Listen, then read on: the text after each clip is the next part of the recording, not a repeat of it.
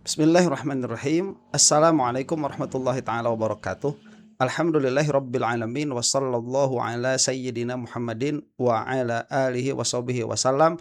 Amma ba'du. Apa kabar semuanya yang bukan termul? Semoga dalam keadaan sehat walafiat, dilancarkan semua urusannya, diperluas rezekinya, diperbanyak uangnya, dipanjangkan umurnya, menjadi kemudahan bagi orang di sekitarnya, berbakti kepada orang tua, sayang kepada anak sendiri. Ya, sama anak orang mah jangan banyak-banyak sayang dulu ya. Itu doa saya kepada Anda-anda yang bukan termul. Amin. Yang termul ke laut aja ya.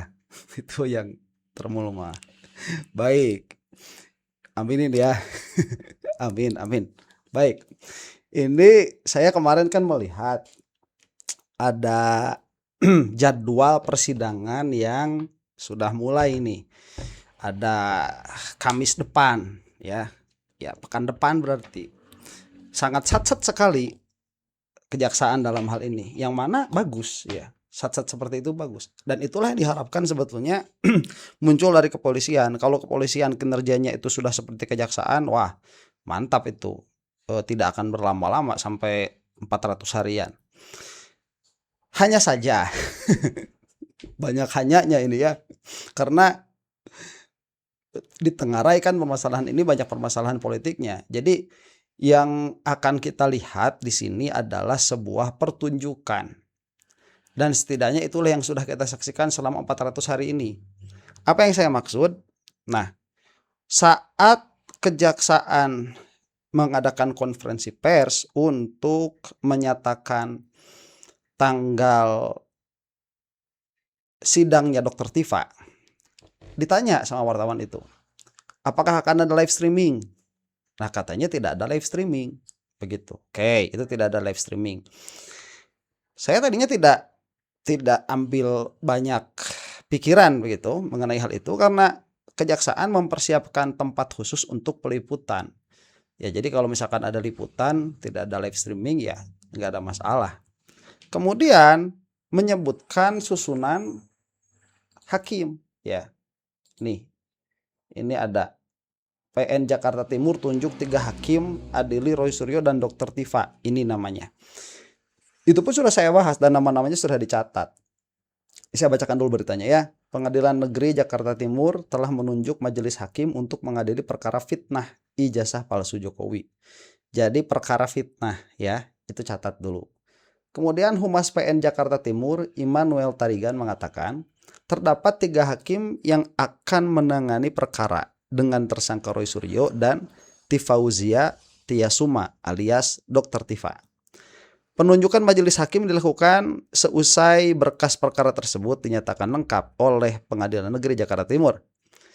Ini mengutip ya, Ketua Pengadilan Negeri Jakarta Timur juga telah menunjuk majelis hakim yang akan menangani perkara ini. Majelis hakimnya sama, yaitu Ibu Kristina Endarwati SHMH sebagai hakim ketua. Katanya di gedung PN Jakarta Timur Jumat 26 Juni 2026. Selaku hakim anggota 1 adalah Rudi Refli Siregar SHMH dan hakim anggota 2 Matilda Kristina Katarina SHMH. Nah, itu sudah ya. Jadi itu susunan hakimnya nih. Kemudian saya mendapatkan berita bahwa hakim ketuanya itu lulusan UGM. Nah, ini menarik ya. Jadi kenapa menarik? Ini kan akhirnya menjadi pertarungan alumni UGM nih. Dari sekian banyak hakim, kok yang dipilih ketua UGM, yang dipilih adalah lulusan UGM. Ini sebentar ya, Kristina Endarwati SHMH nih. Ada profil.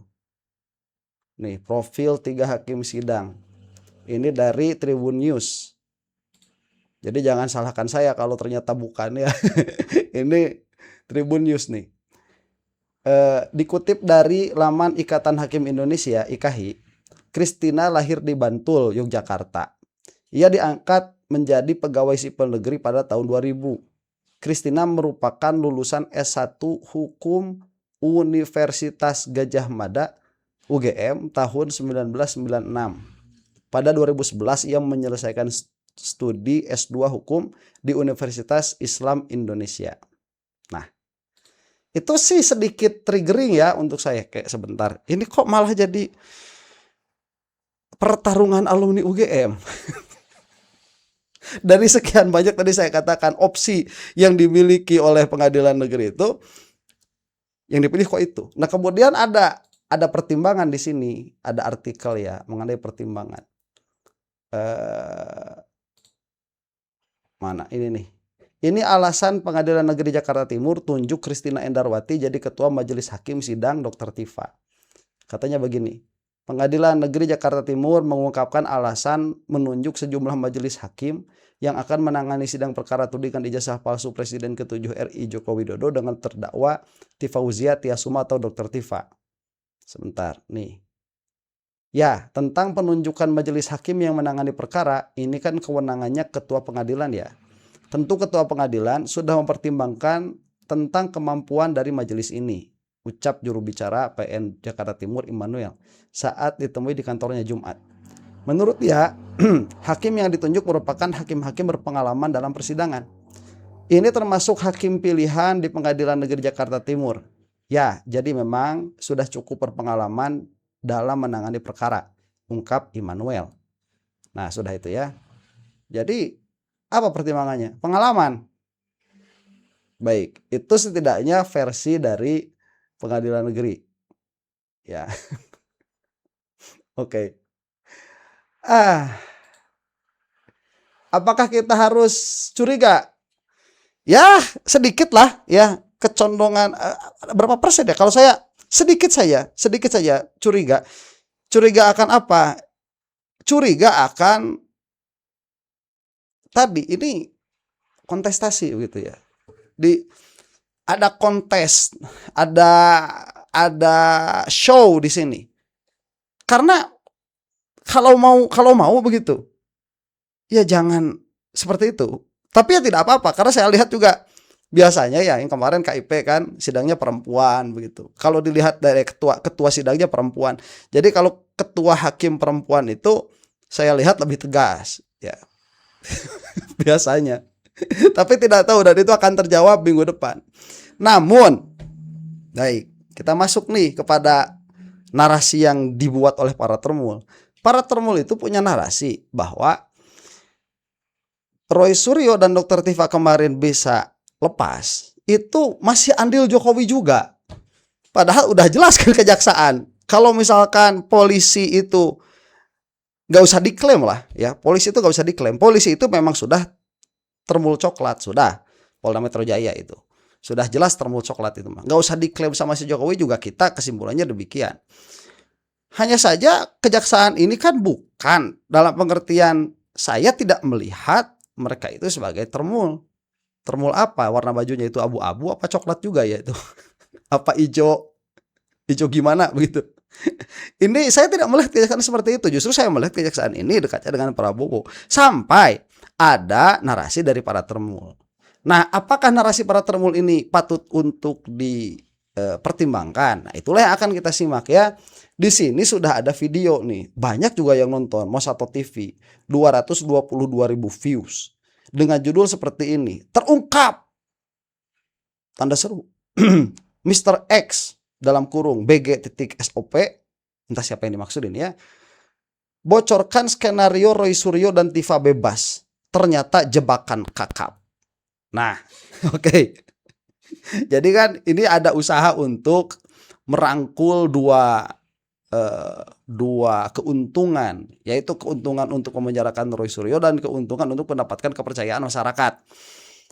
Apa isi dari videonya ya? Ini akan kita saksikan ya. Apa sih jebakan kakap macam apa sih? Nah, dan ini adalah telepon. Jadi bukan video naratif seperti yang Anda saksikan sekarang begitu ya atas diri saya. Supaya tidak lama nih, apa yang akan dikatakan? Check it out. Jadi begini ya, kemarin setelah pemeriksaan kesehatan di rumah sakit Polri itu, mereka kan dirawat inap di situ karena kata tim dokter di situ bahwa mereka memiliki penyakit bawaan gitu ya. Iya. Tapi kan kita sudah katakan bahwa itu ya alasan pembenar agar mereka tuh bisa nginep di rumah sakit dengan pengakuan yang hebat oleh kata Tipa di PPIP gitu. Iya. Iya. Jadi ya saya lihat penyidik dari Polda Metro ini sangat baik memang. Mungkin diiyakan, tapi akhirnya saya lihat kemudian ya, akhirnya mereka kelabakan sendiri tuh kawan-kawan dari penyidik Polda itu. Karena apa? Dengan mereka membiarkan pada hari pertama proses daripada penahanan mereka di rutan Polda itu, tahap pengecekan kesehatan kan sudah selesai semua tahapan, baru dibuatkan surat penahanan kan. Iya. Nah, pas ke rumah sakit Polri itu bingung kita, apakah sudah selesai itu? Apakah mereka sudah berdua resmi jadi tahanan Polda gitu? Saya rasa secara administrasi sudah, tapi secara fisik belum. Makanya terjadilah peristiwa malam. Karena mereka sama-sama tahu, tim dokter sama-sama tahu ini bukan penyakit kronis, ini bukan penyakit yang bisa menghalang-halangi tahapan proses penahanan mereka kemudian pelimpahan besoknya. Sehingga dari sore sudah diingatkan tuh sebenarnya oleh para penyidik bahwa siap-siap untuk kembali ke tahanan Polda. Tapi dari mereka sendiri ini, dari Roy Suryo dan Tipanya yang tidak peduli gitu ya. Tidak kooperatif mungkin gitu. Ya, tidak mendengar, mengulur-ulur waktu gitu sampai dengan malam hari. Malam hari sudah di-framing bahwa kalian datang jam-jam segini, padahal bukan saat itu mereka datang. Dari sore itu sudah dikasih tahu. Tapi kan itu di balik kamera, yang di kamera kan, dan di-framing itu pada saat itu seolah-olah jahat gitu ya. Padahal itu saya bilang kebaikan daripada penyidik Polda ini dibalas seperti itu gitu. Ini sekarang di kejaksaan. Kebaikan dari Polda dibalas seperti itu. Si Poldanya kemarin mengatakan itu bukan kebaikan. Itu mereka mengatakan, kata si Polda ya, ada intervensi menunjuk ke Pak Ugroseno. Gimana kebaikan Polda? Saya khawatir nanti teman-teman kejaksaan ini akan mengalami hal serupa. Artinya mengalami hal serupa itu sebelum masuk persidangan atau gimana? Ya maksud saya begini,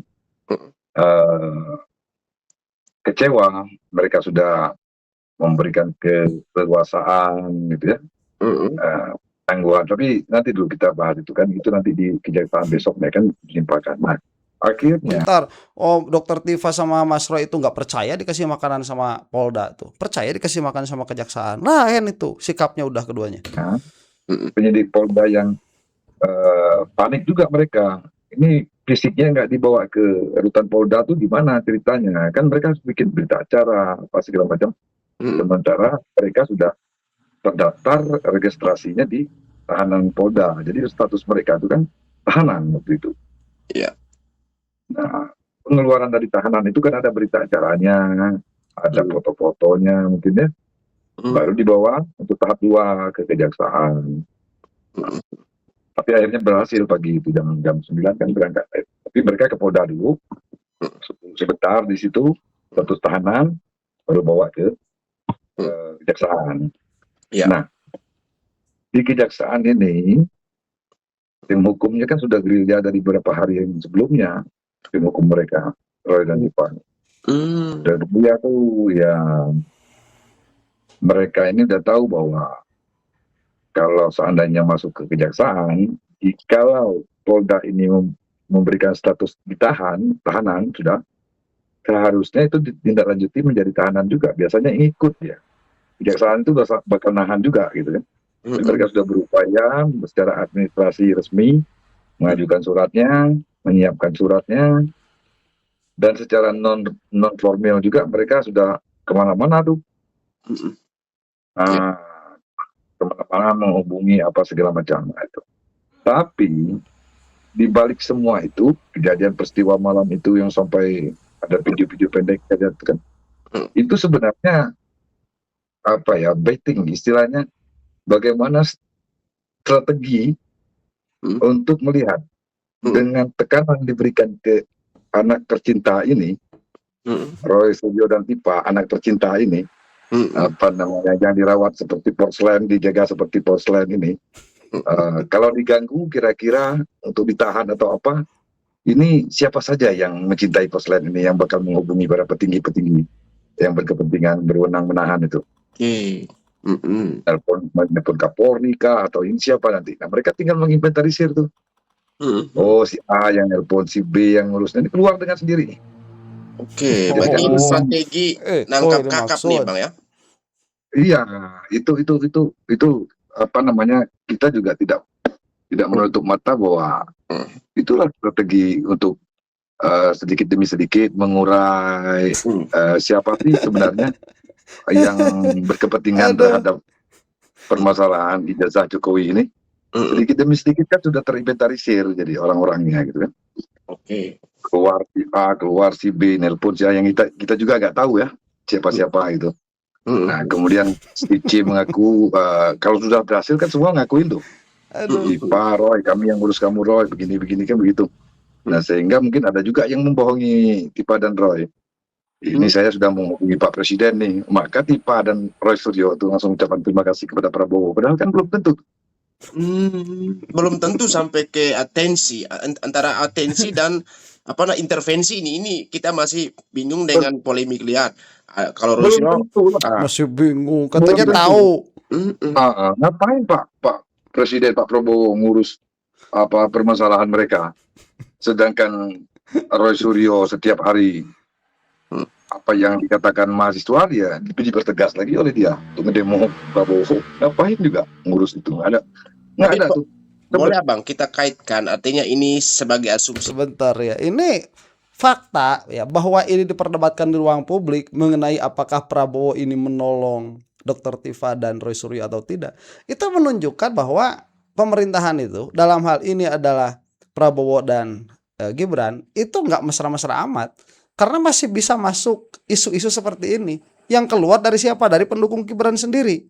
Kan tidak, kalau misalkan kuat kan nggak perlu tidak perlu dibela. Soekarno dan Hatta dulu waktu masih erat-eratnya kan tidak ada isu-isu seperti ini. Tapi waktu menuju mau berpisah jalan baru ada isu-isunya. Nah, ini isu-isunya sudah keluar, cuman mereka mau mempertahankan ya bahwa Gibran itu kuat. Ya, padahal kalau betul-betul kuat sudah selesai nih Mas Roy Suryo, apalagi dengan cara kepolisian seperti itu. Nah, yang kita lihat kan kontras justru berbeda nih. Perlakuan dari kepolisian dan kejaksaan kontras berbeda. Kepercayaan Roy Suryo dan kawan-kawan terhadap kepolisian pun berbeda dengan kejaksaan. Makanan yang disuguhkan kepolisian nggak dimakan, obat yang disediakan nggak diminum, tapi saat disediakan makanan oleh kejaksaan, disebutnya baik-baik begitu ya. Aja bahwa Kejagung ini memiliki hubungan darah dengan salah satu petinggi di PDIP. Apakah ada hal-hal itu yang merujuk ke sana dalam asumsi Abang kira-kira? Oh, itu bisa saja terjadi. Karena, bisa saja. Apa namanya yang berkepentingan kirain apaan? Tapi bukan itu yang penting. Yang kejadian malam itu, yang ribut itu, yang malam-malam itu sampai Pak Groseno merasa sedih gitu sebagai seorang petinggi Polri yang pernah menjabat di petinggi Polri begitu seperti tidak dipedulikan gitu kan. Ya itu nasib dia gitu. Ngapain sebagai yang pernah satu korek dengan para penyidik segala macam, justru mereka lecehkan, mereka dikata-katain itu, bahkan mengajarin orang untuk bisa melakukan perlawanan terhadap korupnya sendiri yang membesarkan dia. Bahkan Groseno itu masih pensiun dari dana Polri sekarang nih, dari APBN, dana negara. apa namanya yang iya Iya, iya. iya semua konyol. jenderal itu semua kan masih makan uang negara semua tuh dari pensiun mereka, tapi jahat pada negara ini dengan alasan Iya. bermacam-macam lah. On, bukan sama negara jahatnya itu dalam perspektif kamu itu ya, sama Tuhannya kamu tuh jahatnya itu. Karena Tuhannya kamu itu si Jokowi itu sudah jahat terhadap negara. Itu ya apa urusannya terus APBN, Pak? APBN itu kan dia netral ya. Mau siapapun pemimpinnya, mau dari institusi apapun, dizolimi nggak bisa. Para purnawirawan itu menzolimi itu harus atas kuasa. Masa sekarang kepolisian kalah sama Pak Ugro? Atau nggak boleh? Ya nggak boleh polisi lebih besar daripada kepolisiannya. Fakta bahwa kepolisian kemarin kalah sama Pak Ugro, katakanlah demikian, minimalnya itulah yang nampak dari perspektifnya para termul. Memang kepolisian saat ini dipegang oleh orang yang salah. Makanya kalau dikeluarkan aturan-aturan oleh Pak Ugro Seno, nggak bisa ngapa-ngapain begitu. Dan kemarin kan siapa itu ada bukan John Etes. Siapa sih, Masya Allah, lupa, nanti saya akan keluarkan videonya itu. Lain sendiri itu yang bela-bela sampai nunjuk-nunjuk polisi itu. Yang paling lucu di antara kumpul kalau ada Mas Michael itu siapa sih namanya, tolong tuliskan di bawah kolom komentar ya, lupa saya. Itu kan sampai nunjuk-nunjuk tuh. Itu disebut kezoliman sama orang ini. Itu bukan kezoliman. Nggak bisa rakyat itu menzolimi penguasa, nggak bisa. Kok ada rakyat menzolimi penguasa, ada-ada aja ini. Heran, makanya ini dalam pikiran mereka itu Jokowi itu duafa ya. Kepolisian itu duafa apa penguasa, heran saya mah. Nggak, pola pikirnya gimana sih, ini acak-acakan semua. Kalau saya jadi heran, pemegang kekuasaan, stop aja bilang Pak Purba ya pensiunan berapa puluh jenderal tuh. Iya. Ngabisin uang rakyat saja. Tapi bego dia kalau kamu. ada analisis ini Menyesal yang saya ini semula kita katakan mereaksinya ini. asumsinya intervensi, kemudian berkembang menjadi atensi. Hal itu kan dikonfirmasi dalam ucapan terima kasih Roy Suryo dan Dr. Tifa kepada Presiden Prabowo. Apakah mereka benar-benar yakin bahwa itu adalah atensi? Tapi sebenarnya yang terjadi sebelumnya bahwa ada 50 tokoh yang mengintervensi sebagai jaminan, kemudian sampai ke kejaksaan berubah menjadi intervensi jaminan dari keluarga kandungnya mereka sendiri gitu. Itu menurut Abang gimana itu? On, ya itu bukan intervensi ya tuh. Itu ada dijamin di dalam undang-undang yang menjaminkan untuk lepas dari tahanan. Itu ada undang-undangnya, bukan intervensi. Ini orang nggak bisa ngebedain juga intervensi sama upaya hukum itu. Kita kan sudah tahu sama-sama selama Termul setahun lebih ini bagaimana cara Roy Suryo bersikap, berbicara, demikian pula Tipa, seluruh dari kelompok mereka ini, bagaimana mereka memframing sesuatu, jangankan tersentil sedikit permasalahan itu ataupun terucap, yang tidak pernah terucap pun kadang-kadang dibuat-buat gitu kan. Nah, apalagi mungkin ada yang mengaku-ngaku, saya sudah menghubungi, tenang aja, sudah menghubungi Pak Presiden. Mungkin mereka dengar itu kan gitu. Terungkap Mr. X bocorkan skenario Roy Suryo dan Tifa bebas. Dari tadi ngobrolnya mungkin. Itu mah analisa, bukan terungkap, On. Bagi kita ya, bagi kita sebagai orang yang tetap di belakang layar melihat ini semua, kemudian memberikan masukan, memberikan pandangan juga. Bagi kita begini, Bang Ijan, bahwa akan lebih semua situasi baik gitu. Ditahan mereka baik, tidak ditahan mereka juga baik, nggak ada masalah. Tapi yang paling kita berbahagia, kalau saya pribadi, Bang Ijan, kita berbahagia melihat bagaimana paniknya Roy Suryo dan Tipa pada saat terjadi penekanan untuk ditahan itu. Waduh. Itu situasi yang luar biasa. Nah, sebenarnya yang kita cari itu baik dari penyidik maupun jaksa penuntut itu melihat situasi itu, karena mereka selama ini nggak pernah panik. Nah, itu panik kan, jadi terasa bagaimana sulitnya memperjuangkan lepas dari jentikan jari penyidik dan jentikan jari jaksa penuntut umum. Dikit aja dijentik, masuk kamu, panik dan usaha luar biasa, nggak tidur malam-malam, hubung sana hubung sini, tim hukumnya juga. Sedikit saja tuh. Kewenangan itu hanya segenggam, tapi bikin panik mereka kan. Nah, dengan kepanikan itu, Di samping juga memang Iya, tapi kan cuma 1 malam dari 400 hari itu ya, dari 400 hari sejak perkara ini digulirkan, kepanikan Dokter Tifa dan Mas Roy Suryo baru kapan? Baru tadi malam. Ya bukan tadi malam sih, ya waktu malam ditangkap itu ya terjadi. Setelah itu siapa yang panik? Termu lagi. Sebelum itu mereka kan omong gede akan ditahan 20 hari, 40 hari. Nggak ada. Yang terbukti selama ini bohong terus-terusan dari siapa? Bohong itu perkataan tidak sesuai dengan kenyataan. Yang terus-menerus terbukti bohong siapa? Para termol itu.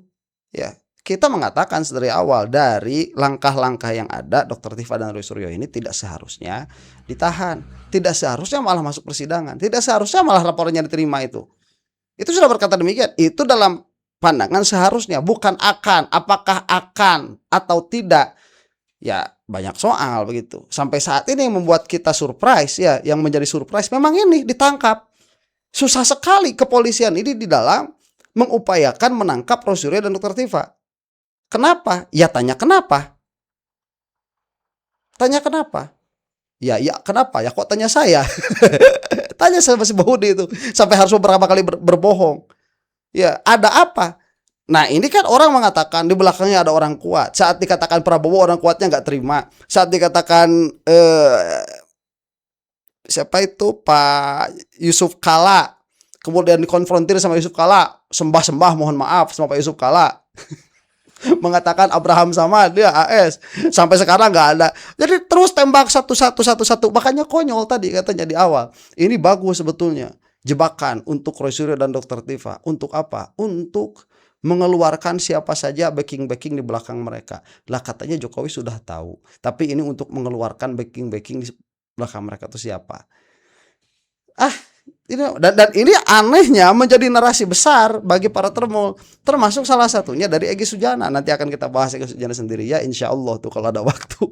memang mereka wajib Hektik ke sekali depan ini. Untuk menjaga lisannya, Aduh. untuk menjaga sikapnya. Saya rasa mereka akan berubah, Kalau nggak berubah, ya, ini kan tadi waktu dibawa ke kejaksaan pagi-pagi itu, mereka kan sudah menandatangani pernyataan tuh. Pelimpahan itu mereka diperiksa, setelah pelimpahan buat dari Polda ke Kejari Jakarta Selatan, mereka diperiksa secara administrasi, pemeriksaan tambahan, kemudian cek kesehatan juga di kejaksaan, kan gitu prosedurnya. Dan mereka harus diadministrasikan statusnya menjadi tahanan rutan Kejaksaan Negeri Jakarta Selatan. Jadi diadministrasi dulu, dipoto dulu, ambil sidik jarinya, dipoto tuh, foto yang pakai baju itu, baju tahanan tuh, yang ada ukuran. Nah, udah selesai lah ya ini omong-omong. Judulnya aja terungkap Mr. X bla bla bla. Nggak ada terungkap apaan. Omong kosong hampir semuanya itu. Mengatakan ini Dr. Tifa dan Roy Suryo akan berubah kelakuannya bla bla. Nggak ada berubahnya. Malah saya juga kaget. Memang harusnya begitu berubah ya. Tapi enggak. Emang nggak ada. Tadi itu merasakan paniknya, nggak ada panik. Ya udah, beliau ini kuat, orang-orang bagus, orang-orang hebat. Jadi kesimpulannya dulu. Karena tadi kita di awal ya, dimulai dari hakim. Apakah ini sesuatu yang harus kita curigai? Kalau saya sih ada sedikit saja. Dari sekian banyak hakim yang mungkin mengetuai majelis ini, kenapa harus lulusan UGM? Ini kemana? Bukan kepada akan memenangkan Roy Suryo atau memenangkan Dr. Tifa atau memenangkan Jokowi, bukan ke sana kalau saya. Ini ada semacam show. Jadi adalah show untuk masyarakat ya, supaya permasalahan lain tidak terbahas. Siapa yang memakainya? Enggak tahu. Dugaan kuat saya, pemerintah. Siapa maksudnya? Ya Prabowo, siapa lagi? Linear dengan apa yang dikatakan oleh Dr. Tifa. Linear dengan apa yang akan terjadi 2029 nanti. Linear dengan Gibran ngelus-ngelus kucing. Siapa itu? Tio. Ya, nanti akan kita bahas itu. Mudah-mudahan kita semua ada dalam maghfirah Allah Subhanahu wa taala, kecuali termul maka laut aja, kecuali apabila mereka bertaubat ya. Wallahu taala alam bisawab. Untuk Anda yang bukan termul, assalamualaikum warahmatullahi taala wabarakatuh.